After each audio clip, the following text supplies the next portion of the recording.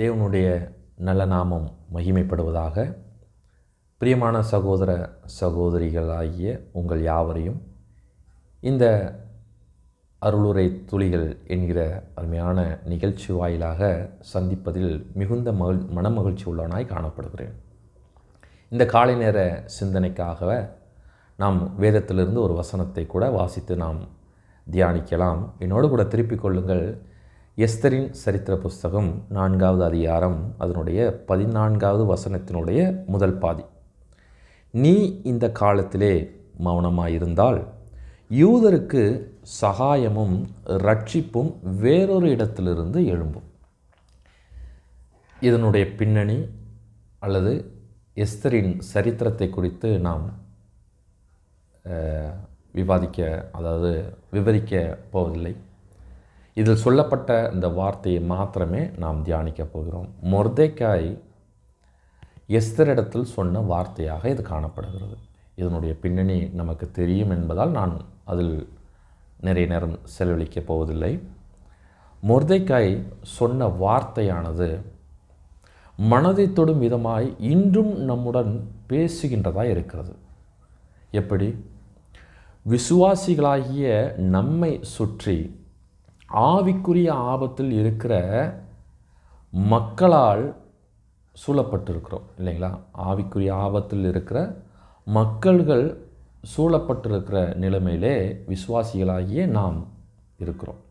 அவர்களின் தலையிலும் கூட நித்திய மரண தண்டனையானது வைக்கப்பட்டிருக்கிறது என்று நாம் அறிந்திருக்கிறோம்.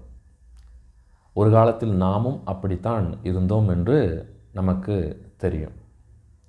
இயேசு கிறிஸ்துவின் இரத்தத்தினாலே அவருடைய மீட்பின் காரியத்தினாலே நாம் மீட்கப்பட்டு இப்பொழுது தேவனுடைய பிள்ளைகளாய் நாம் இருக்கிறோம்.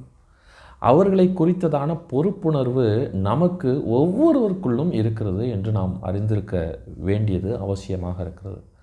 அவர்கள் விடுவிக்கப்பட, அவர்கள் ரட்சிக்கப்பட நாம் பொறுப்புணர்வோடு கூட செயல்பட வேண்டும் என்பது நம் மனதில் ஆழமாக பதித்து வைத்து கொள்ள வேண்டிய விஷயமாக இருக்கிறது. கிறிஸ்துவின் மீட்பின் காரியத்தில் குரல் கொடுக்கவும் வழி நடத்தவும் முன்னேறவும் நாம் ஒவ்வொருவரும் அழைக்கப்பட்டிருக்கிறோம்.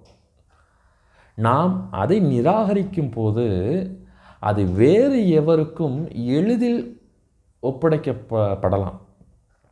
நாம் அதை நிராகரிக்கும் போது அது வேறு எவருக்காவது அது எளிதில் ஒப்படைக்கப்படலாம். தேவனின் காரியத்திற்காகவும் மற்றவர்களின் நித்திய நல்வாழ்விற்காகவும் நம்முடைய கம்ஃபோர்ட் ஜோன் என்கிற இந்த அமைதியான சூழல், இந்த அமைதியான வாழ்க்கையை நாம் பணயம் வைக்க தயங்குகிறோம். நாம் பெரும்பாலும் செயலற்ற தன்மையை தேர்வு செய்து விடுகிறோம். நம்மளுடைய கம்ஃபோர்ட் ஜோனை விட்டு நம்ம வெளியே வர விரும்பலை. கிறிஸ்தவ வாழ்க்கை என்பது வசதியாக வாழ வேண்டும் என்பது தேவனுடைய சித்தமாய் இருக்கவில்லை. கிறிஸ்தவ வாழ்க்கை என்பது ஒரு பஞ்சு மெத்தையில் படுப்பது போன்ற காரியம் அல்ல. நம்முடைய கம்ஃபோர்ட் ஜோனில் எப்பொழுதும் நாம் இருக்க வேண்டும் என்று நாம் ஆசைப்படுவது தேவனுடைய விருப்பம் அல்ல. மாறாக நாம் வாசித்தபடி தேவனின் இறையாண்மை மற்றும் எஸ்தரின் மனித பொறுப்பு இரண்டையும்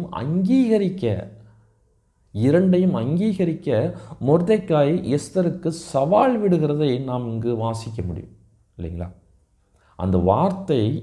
அந்த சவால் விடும் வார்த்தையானது இன்றைய தினத்தில் நமக்கும் பொருந்தக்கூடியதாக இருக்கிறது. எப்படி? நாம் சுய நலத்தினால் தேவன் நியமித்த வாய்ப்புகளை நாம் அங்கீகரிக்க தவறினால் தேவன் வேறொருவரை அனுப்பக்கூடும். அவரால் கூடாத காரியம் ஒன்றுமில்லை. நாம் ஒருவேளை அதை நாம் மறுப்போம் என்று சொன்னால் அவர் வேறு யாரையாவது வைத்து அதை நிறைவேற்ற முடியும், அதை செய்து முடிக்க முடியும். ஆனால் நாம் அதனால் கிடைக்கக்கூடிய சொல்லப்படாத ஆசீர்வாதங்களை நாம் இழந்து விடுவோம். ஆகையால் நமக்கு கொடுக்கப்பட்ட சவால், நமக்கு கொடுக்கப்பட்டதான கட்டளை, இந்த காலத்திலே மௌனமாய் இருந்தால் சகாயமும் ரட்சிப்பும் வேறு இடத்திலிருந்து எழும்பும்.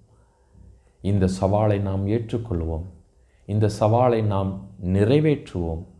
நமக்கு தேவன் நியமிக்கப்பட்ட அந்த சொல்லப்படாத ஆசீர்வாதங்களை நாம் பெற்றுக்கொள்வோம். இந்த நல்ல சிந்தையோடு கூட இந்த நாளை நாம் ஆரம்பம் செய்வோம். தேவன் தாமே ஆசீர்வதிக்கட்டும். அவருடைய நாமம் மாத்திரமே மகிமைப்படுவதாக.